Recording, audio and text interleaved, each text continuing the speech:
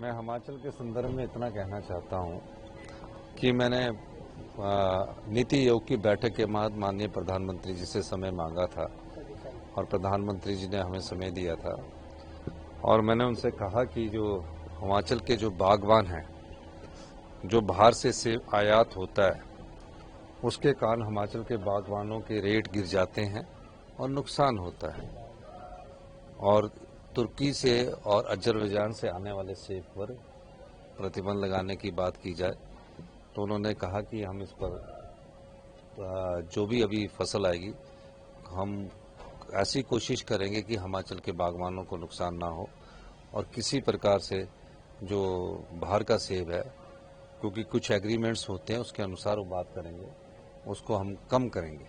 तो मेरा मानना है कि इस दिशा में हमारे को सफलता मिली है। उसके अलावा मैंने माननीय प्रधानमंत्री जी से कांगड़ा एयरपोर्ट की बात की, कांगड़ा एयरपोर्ट के एक्सपेंशन की बात की। मैंने कहा कि हम 50% पैसा जो कांगड़ा की लैंड एक्विजिशन के लिए लगना है उसको हम 50% हम करेंगे, 50% माननीय प्रधानमंत्री जी आप खर्च करिए।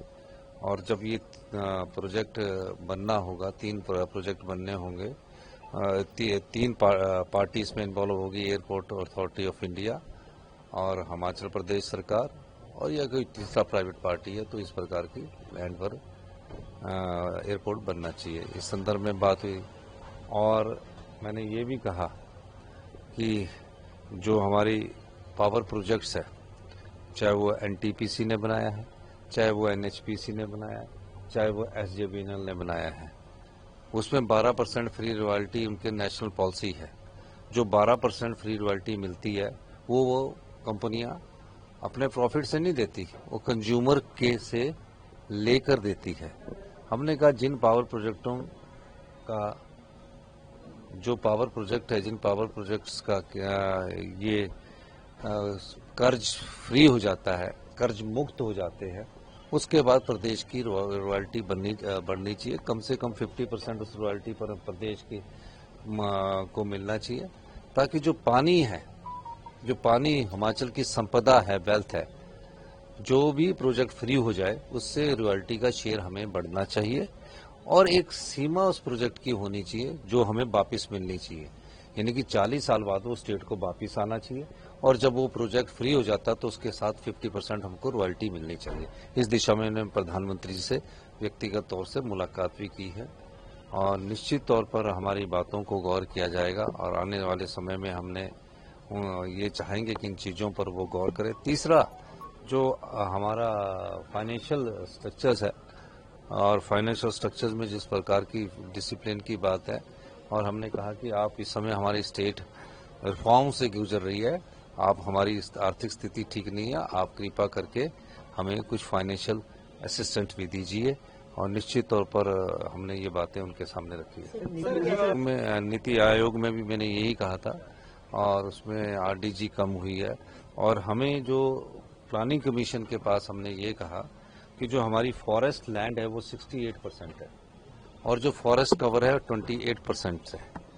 तो हमें सिर्फ जो उसके पॉइंट्स जो होते हैं पैरामीटर्स के हिसाब से फाइनेंस कमीशन के, उस पॉइंट्स के हिसाब से हमने कहा कि हमारे साथ जस्टिस नहीं हुआ, ये बात किसी ने 20-25 साल से उठाई नहीं थी, क्योंकि हमारे पास जो कोल्ड डेजर्ट है, लाहौल स्पीति, किन्नौर, जहाँ बर्फ होती स्नो, उसको फॉरेस्ट की डेफिनेशन में नहीं लेते थे।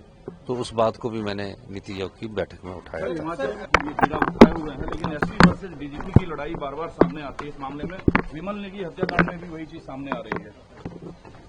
देखिए, मैं कहना चाहता हूँ कि अभी मैं शिमला जाऊंगा, शिमला जाकर जो भी स्थिति इसका आकलन करूंगा और मुझे ये भी पता नहीं, मैं नीति आयोग की बैठक में ऐसे निकला हूँ और आपने मुझे पकड़ लिया। जैसे मुझे कुछ पता लगेगा मैं आपसे बात करूंगा। हमारा जो मोबाइल था वो 5 बजे तक अंदर ही रखा हुआ, बाहर रखा हुआ था, हम मोबाइल भी नहीं ले गए। तो मुझे अभी चलते चलते पता लगी। जब तक मैं पूरी वारदात सुन नहीं लेता तब तक मैं क्या जवाब दूं। धन्यवाद। मोदी ने एक टूरिज्म डेस्टिनेशन डेवलप हो, ये भी कहा गया है। हमने जो उन्होंने कहा है, मैं आपको सिर्फ ये कहना चाहता हूँ, उन्होंने कहा कि टूरिज्म ग्लोबल डेस्टिनेशन डेवलप होना चाहिए। हम आत्मनिर्भर हिमाचल की परिकल्पना को लेकर आगे बढ़ रहे हैं और 2032 में हम प्रदेश को 2047 में तो देश विकसित बनेगा। हम 2032 तक अगर हमें हमारे अधिकार विद्युत परियोजना में मिल जाते हैं तो हमने उन्हें बताया कि हम 2032 तक हिंदुस्तान का सबसे समृद्धशाली और अमीर राज्य बन जाएंगे। अब लड़ाई जो हमारी संपदा का शोषण हुआ है, उस शोषण के बाद अगर वो लाभ कमा रहे हैं और लाभ के बाद भी हिमाचल की जनता को अधिकार नहीं दे रहे हैं, तो उस संदर्भ में भी हमने उनसे बात की और मैंने नीति आयोग में बात उठाई। अगर डैम बने हिमाचल प्रदेश में, बीबीएमबी का डैम बना है हिमाचल प्रदेश में, पानी आ रहा हिमाचल प्रदेश, लड़ाई लड़ रहे हैं पंजाब और हरियाणा, और विस्थापित कौन हुए? हिमाचल के लोग। और आज तक पौंग डैम विस्थापित हो, भागड़ा बांध विस्थापित हो, पूरा बिलासपुर शहर हमारा इस बीबीएमबी में डूब गया था। और जो हमें पट्टे मिले थे वो जैसलमेर में मिले थे, आज तक वो पट्टे नहीं मिले। तो दंश झेले हिमाचल की जनता।